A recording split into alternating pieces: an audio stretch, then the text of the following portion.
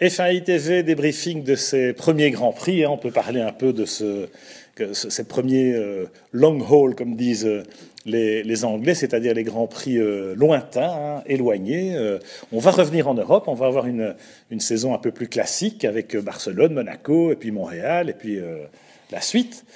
Ziv, même s'il n'y a pas de Grand Prix d'Allemagne cette année, c'est un autre débat qu'on ne tiendra pas aujourd'hui. Et pas de Grand Prix de France, malheureusement, c'est pas nouveau. Mais on a un pilote français, il n'en reste plus qu'un. Mais là, on a retrouvé un Romain Grosjean à l'attaque, mais très solide et exploitant cette Lotus E23 qui commence à montrer un vrai potentiel. C'est vrai, quand on pense à Romain Grosjean, cette année-ci, c'est la solidité de ses performances. C'est incroyable, c'est que on sait qu'il a fort à faire avec Maldonado, qui est très très rapide sur un tour. Mais c'est quand même Romain 4 fois en Q3. Exactement. Donc c'est chaque fois Romain qui le domine et le domine assez clairement. Donc ça c'est très très positif. Maintenant les 2 derniers Grands Prix, Romain fait ce qu'il peut. La Lotus ne vaut pas mieux, mais il ramène la voiture à l'arrivée et 2 fois 7e. C'est magnifique parce que c'est 12 points inespérés pour Lotus.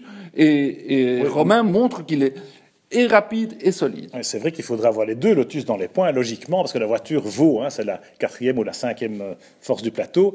Mais malheureusement, Pastor, il a fait plutôt les courses en marche arrière, là, les 2 dernières. Je ne sais pas ce qu'il nous fait, mais... Pastor, c'est devenu risible. C'est que on attend le moment où il va se cracher, où il va rentrer dans quelqu'un, où il va faire une bourde. Ce dimanche, il s'est trompé d'emplacement sur la grille de départ. C'est un autre que lui, moins bien soutenu, aurait déjà été viré, à mon avis. C'est Gaston Lagaffe, maintenant, notre ami Pastor. Et pourtant, il est sympa et il y a un capital sympathie envers ce type-là parce que c'est Bob Kramer, c'est le 13 au départ. Mais là, quand même, on s'est rendu compte en partant, par exemple, en pneu médium à Bahreïn.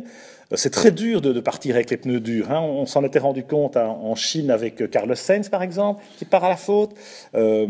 C'est pas une bonne idée, visiblement, de partir en médium avec le plein pour ceux qui tentent des stratégies décalées en partant de loin, ce qui était le cas de Pastor Maldonado ce week-end. C'était le cas de Danny Kvyat aussi au Grand Prix d'avant. Bon, alors c'est vrai que les pneus jouent un grand rôle, mais que au milieu de tout ça, on a vu, comme tu dis, un Romain Grosjean très, très costaud.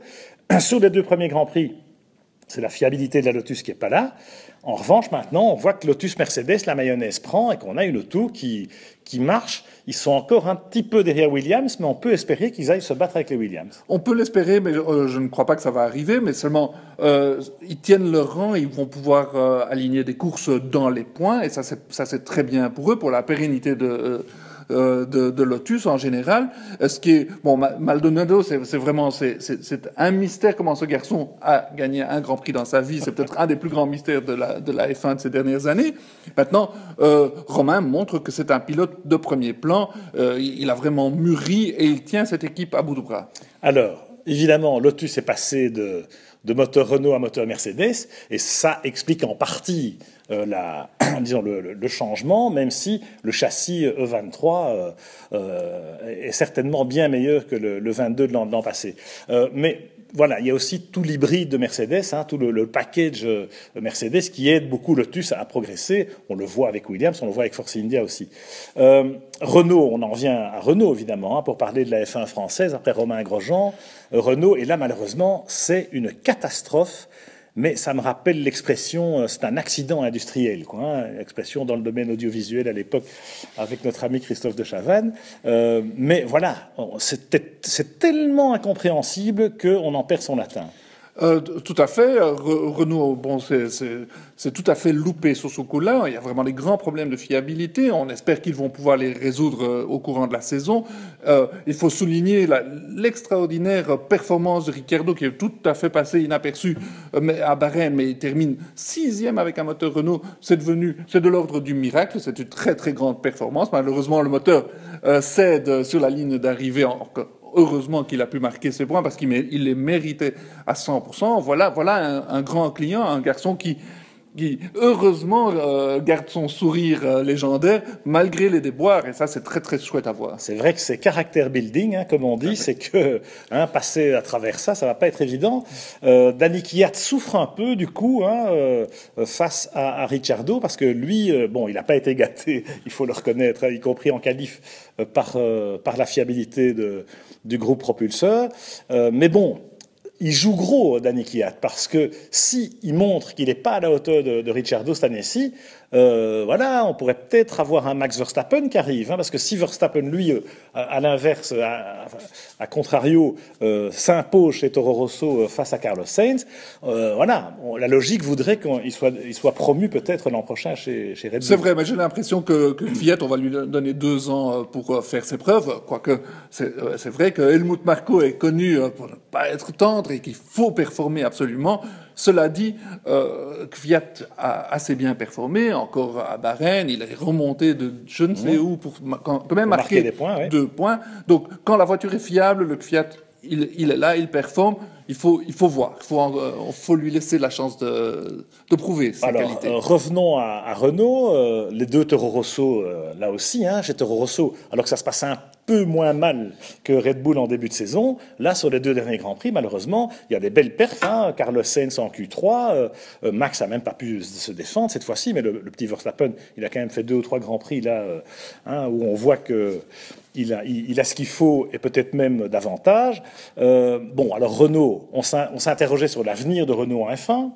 Et puis finalement, il y a eu réunion de crise à Paris la semaine dernière et Carlos Ghosn en personne a dit on met le turbo, il faut y aller. Maintenant, est-ce que en l'espace de quelques semaines, de quelques mois, ça peut faire la différence ? Mais je ne le pense pas. Ce sont de très bonnes intentions et on pousse un ouf de soulagement parce que Renault est une immense entreprise qui a une grande histoire en F1 et qui a sa place en F1 et n'a pas vocation à se faire battre tous les 15 jours, évidemment. Mais la situation va être très très dure à être redressée et si d'aventure cette situation perdurait, on peut imaginer Carlos Ghosn en avoir marre et à un certain moment dire écoutez les amis, on arrête quand même. Oui, bon, il vient de dire le contraire, donc on va voir. C'est vrai qu'en 2015, même s'ils ont encore des jetons de développement et qu'a priori le budget va être libéré j'ai l'impression qu'ils ont une guerre de retard et qu'ils vont pas pouvoir vraiment revenir au niveau. Espérons qu'au moins la fiabilité revienne et que la pilotabilité, la fameuse drivability, permette aux pilotes quand même de se défendre. Et puis pour 2016, là, il faudra vraiment faire ce que Ferrari a fait dans l'intersaison qui nous précède. Il y a moyen, la preuve par Ferrari. Maintenant, pour ça, il faut effectivement les moyens et il faut cette espèce de volonté politique qu'on n'a peut-être pas sentie, où il y a peut-être eu un excès de confiance chez Renault par rapport à leur passé prestigieux. On sent aussi que la relation avec Red Bull est très tendue, malgré les apparences. On essaie de sauver les meubles, mais il y a une telle frustration, une telle déception chez Red Bull que ça peut aussi avoir des remous politiques au-delà même de la motorisation. C'est vrai que Ferrari a prouvé qu'il est possible de rebondir, ils l'ont fait cet hiver, c'est très bien, et donc si Ferrari est capable de le faire, Renault est capable de le faire également, mais seulement il ne faut pas oublier que tous les motoristes travaillent d'arrache-pied. Toto Wolff a encore répété qu'il y avait 1500 personnes qui travaillent dans 4 usines, donc pour mettre 2 voitures sur la piste, ce qui est inimaginable, mais est-ce qu'on voit Renault mettre autant de moyens ? Je ne le crois pas. Maintenant, chez Ferrari, ils ont aussi annoncé que très bientôt, ils auront 50 voire 60 chevaux de plus.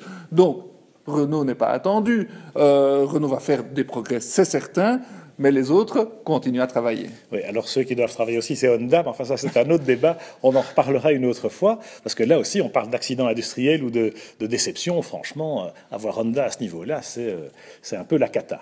Mais bon, Renault, on croise les doigts quand même, en espérant que déjà à Barcelone et puis certainement à Monaco et un peu plus tard dans la saison, les choses s'améliorent pour le constructeur français, la marque aux losanges. Rendez-vous déjà à Barcelone pour voir sur le terrain ce que ça va donner.